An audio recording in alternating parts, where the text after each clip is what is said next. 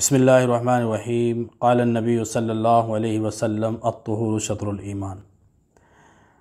نبی کریم صلی اللہ علیہ وسلم کا فرمان ہے کہ پاکی ایمان کا حصہ ہے، اور ایک روایت میں آتا ہے نصف الایمان، کہ پاکی نصف ایمان ہے۔ ایک ہے صفائی، ایک ہے پاکی۔ ہمارے ہاں اسکولوں کی دیواروں پر لکھا ہوتا ہے الطہور شطر الایمان یا نصف الایمان، اور اس کا ترجمہ کیا جاتا ہے کہ صفائی نصف ایمان ہے۔ اس میں کوئی شبہ نہیں کہ صفائی کی اسلام میں بہت بڑی اہمیت ہے، لیکن اس کا یہ مطلب نہیں ہے کہ صفائی نصف ایمان ہے، پاکی نصف ایمان ہے۔ صفائی اور چیز ہے، پاکی اور چیز ہے۔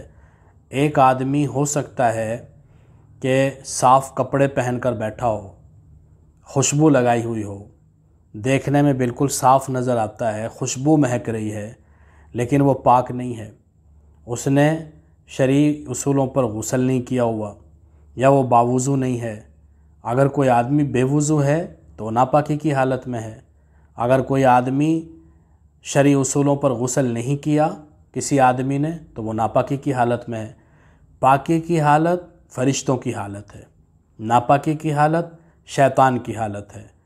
پاک رہنے والا آدمی فرشتوں کے مشابہ ہے، کیونکہ وہ دائمی طور پر ہمیشہ پاک رہتے ہیں، اور شیطان ناپاک ہے، ہمیشہ ناپاکی کی حالت میں رہتا ہے۔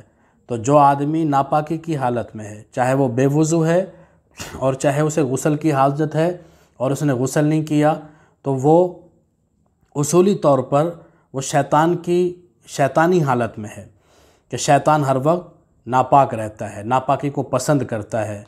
فرشتے پاک ہیں، صاف ہیں، ہر وقت پاک حالت میں رہتے ہیں۔ نبی کریم صلی اللہ علیہ وسلم نے پاکی کو اتنی اہمیت دی کہ زندگی میں کبھی ایک لمحے کے لیے بھی بے وضو نہیں ہوتے تھے۔ جب بے وضو ہوئے اور فراغت حاصل کی، فوراً وضو کر لیا۔ غسل کی حاجت ہوئی، غسل کر لیا۔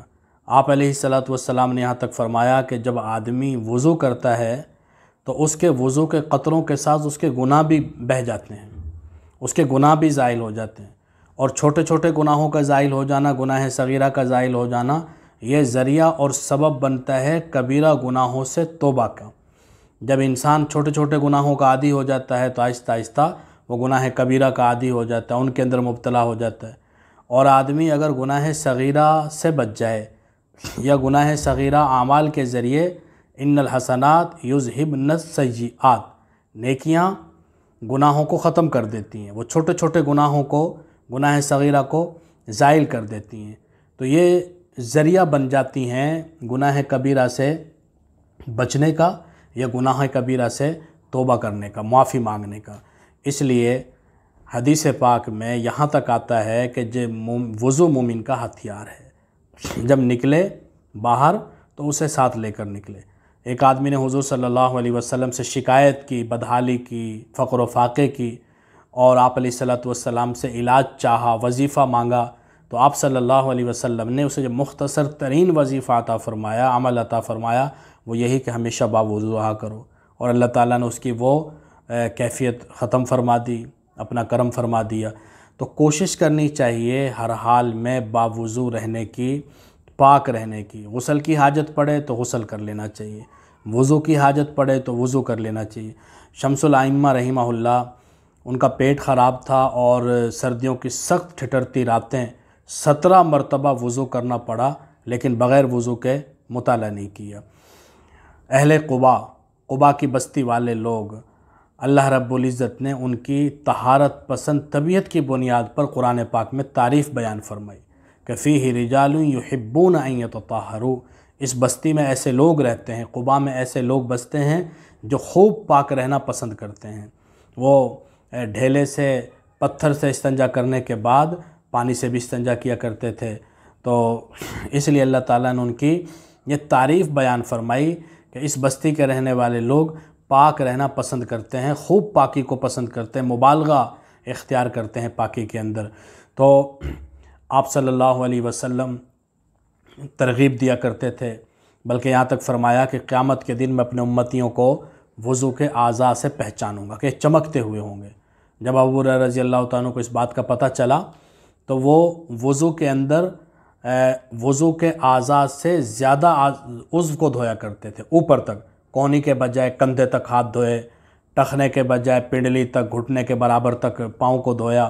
اور ابن عباس رضی اللہ تعالیٰ عنہ تو ہر نماز کے وقت وضو کے بجائے غسل کیا کرتے تھے کہ قیامت کے دن اللہ تعالیٰ میرا سارا وجود ہی چمکا دے۔ اور آپ علیہ السلام نے فرمایا کوئی آدمی اگر حالت وضو میں مر جائے تو وہ شہادت کی موت پاتا ہے، شہادت کا مرتبہ پاتا ہے۔ کوئی آدمی رات کو باوضو ہو کر سو جائے تو ایک فرشتہ اس کے ساتھ لگ جاتا ہے جو اس کے لیے رحمت کی، مغفرت کی دعا کرتا رہتا ہے، اللہ تعالیٰ کے دربار میں سفارش کرتا ہے کہ اللہ تعالیٰ یہ باوضو ہو کر سویا ہے تو اس کی مغفرت فرما اور تو اس کے حال پر رحم فرما۔ تو اچھے طریقے سے پاکی کو زندگی کے اندر اہمیت دینی چاہیے۔ جسم کے اوپر کوئی نجاست لگ جائے، کپڑوں پر نجاست لگ جائے، اس کو فوراً زائل کرنا چاہیے۔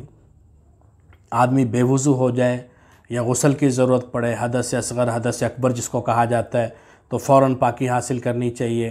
اور ویسے بھی جسم کی صفائی، چاہے وہ دانتوں کی صفائی ہے، ضرورت سے زائد جو جسم پر بال ہیں ان کی صفائی ہے، تو ان کی صفائی ستھرائی کا اعضاء کا خیال رکھنا چاہیے۔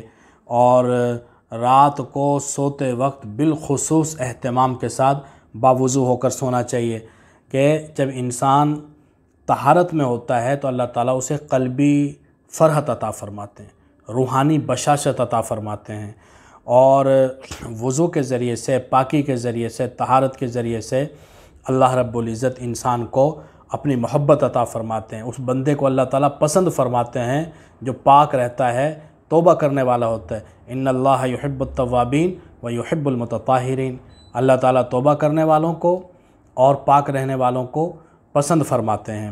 تو اللہ رب العزت کی اگر محبت حاصل ہو جائے پاک رہنے کی وجہ سے، تو اس سے بڑا اور کیا عمل ہو سکتا ہے، اس سے بڑی انسان کے لیے اور کیا سعادت حاصل ہو سکتی ہے۔